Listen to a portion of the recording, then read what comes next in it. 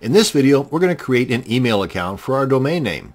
In the Mail panel here, you just click on the email accounts, this guy right here, and then you enter the name for your email address right here.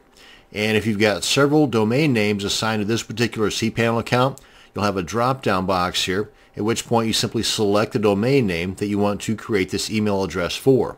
Now, myself, I always create at least 3 email accounts for every one of my domain names. And this is just for me, but with a lot of different web hosting accounts, you can have an unlimited number of emails.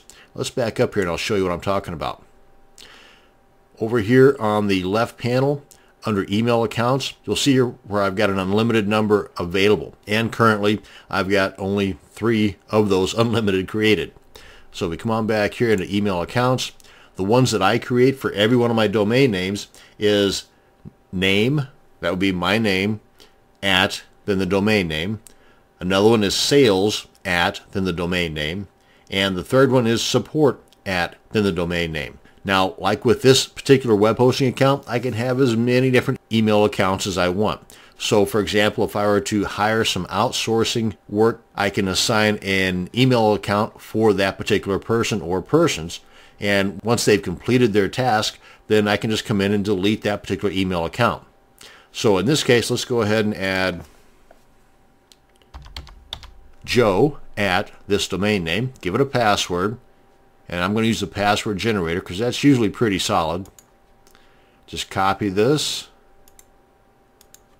And you can always hit this generate password to change this, and you want to tick that box there. And you've got some advanced options here, but that's a little beyond the scope of this video. Go ahead and click on use password, and be sure and paste that or save that password somewhere because that's going to come in pretty handy later on.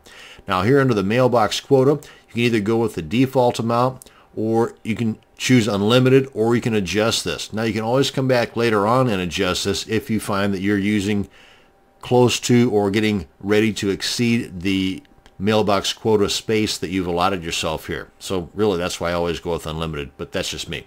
Then just click on create account. Now you see I've already got an error here because that one already exists. Duh. Anyway, that's how you go about creating it, and you know now what will happen if you try to create 2 email accounts with the same name. That said, you can always come in here and change the password. You can change the quota right here. That's what I was talking about here. And you can always just delete it here. Let's go ahead and see what's under the more options. Oh yeah, you can access the webmail account and you can configure an email client. This email client they're referring to here is kind of like your Outlook Express, or I think that might even be gone now, Windows Live Mail, or like in my case, I use Thunderbird, which is made by the folks that create Firefox.